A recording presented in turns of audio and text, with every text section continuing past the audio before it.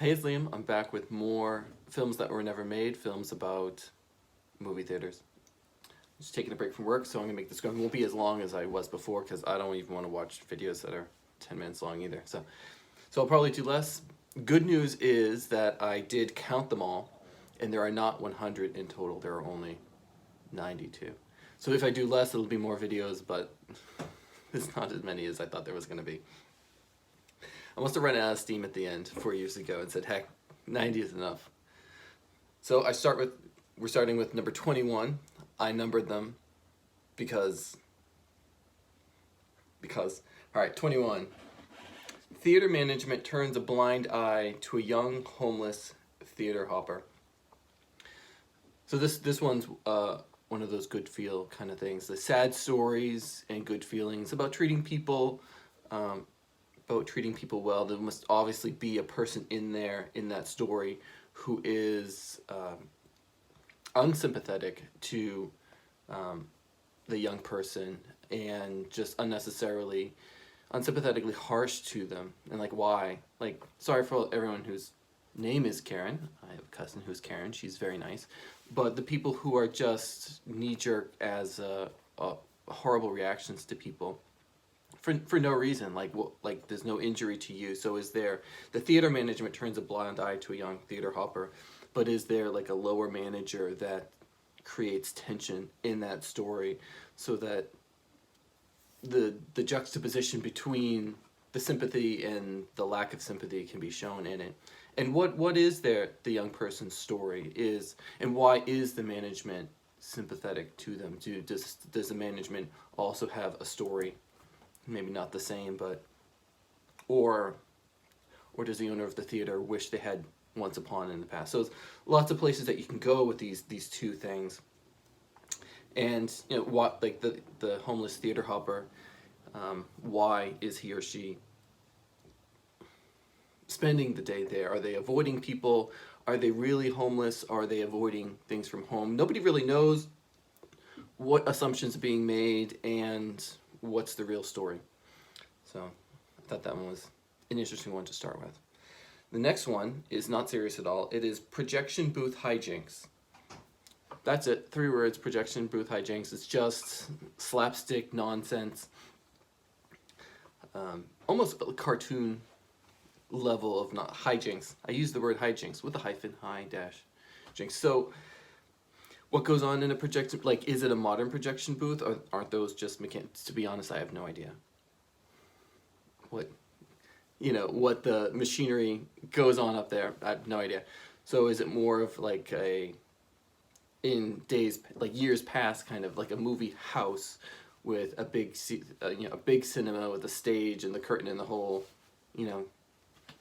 production? Like, what goes on in there? Is that like a big room? Are they bored? Are they watching people? It's got to be, for families, a family audience kind of hijinks.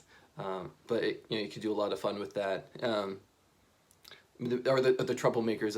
Would it be wise to put the troublemakers of your cinema in charge of the projector or the projector? All right. Next one is from a control center. Movie watchers are being watched. This is a who watches the watchers. I imagine what I get from what inspired this was the old photographs of the audience. Those vintage photographs where you'd see everyone sitting in an auditorium, and maybe they'd have like gimmicky stuff with them. Like I've seen pictures of the whole audience has like a mask, like on a stick maybe, or they've got 3D glasses or something like that. And you, as the person looking at this picture, is looking at the audience, who is looking at you. So when the audience is in the dark, just watching what's on screen, their guard is down. Like if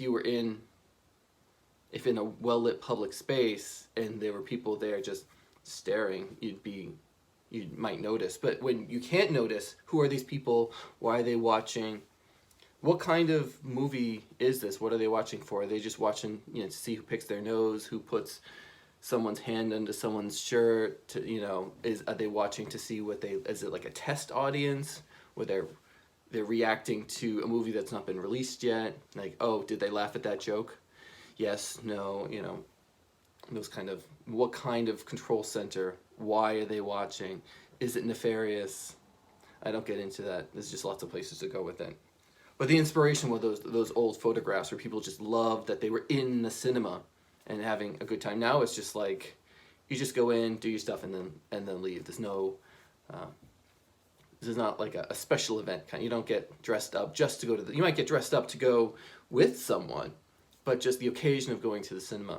As opposed to like if you had tickets to a Broadway show that were in town, you might dress up better. But to the movies, I sincerely doubt that. The next one is complicated, so hang on for a second. It's called the Live Events Scandal.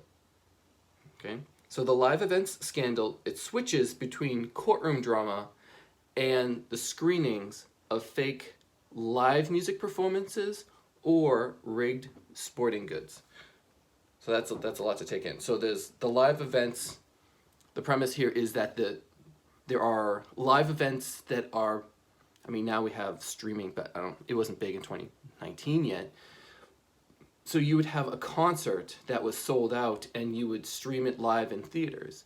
Or you'd have a sporting event that was sold out, and instead of watching it on your dippy little home system, you'd have theater quality production, and you know, but it was live as well. It wasn't like prepackaged, edited, and then like released, you know, later. And then the scandal part is that because doing that live was difficult, a lot of it ended up being fake and footage from other things that were just kind of, you know, press a button and it plays something that's been pre-recorded. And you, like, what is, like, if you ever watch a New Year's Eve broadcast, how much of that is pre-recorded? You don't know. Well, the stuff that's live is usually cringy, but the stuff that's pre-recorded is kind of a little bit more polished, but you're like, is this still supposed, wasn't this last year? What, didn't they play this last year? You know, things like that. So the live event scandal, it's like a fakementary, and I have other fakeumentaries in this list too, where it says courtroom drama, but maybe it's a hearing in front of government or legislatures, you know. People are outraged that they've been fooled by their entertainment.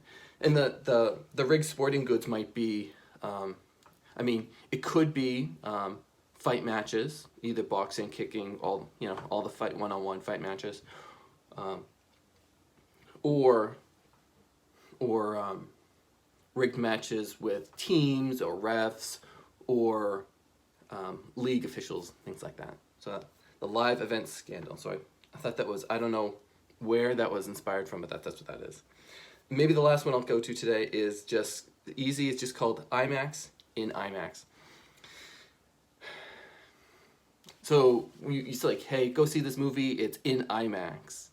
And you're like, oh, okay. You think you're going to go see a movie that was made for IMAX, but at the time that I made this, there had been a lot of 3D movies made that shouldn't have been 3D. They weren't planned as 3D movies, but there were 3D movies that had become popular, and IMAX movies that had become popular.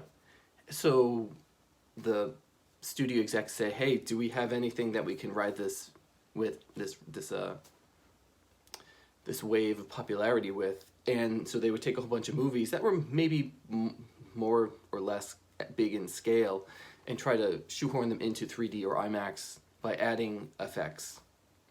But the producers of the movie didn't intend it to be on, 1 acre sized screens. So we end up going and being like, oh, it's just a normal movie with, 3D glasses or IMAX massiveness. And so IMAX and IMAX isn't so much of a movie premise. It's, all right, I'm sorry, it's not a movie premise at all, is it? It's just a commentary on the arbitrary decisions. No, well, they're not arbitrary, it's about money. Decisions to do that.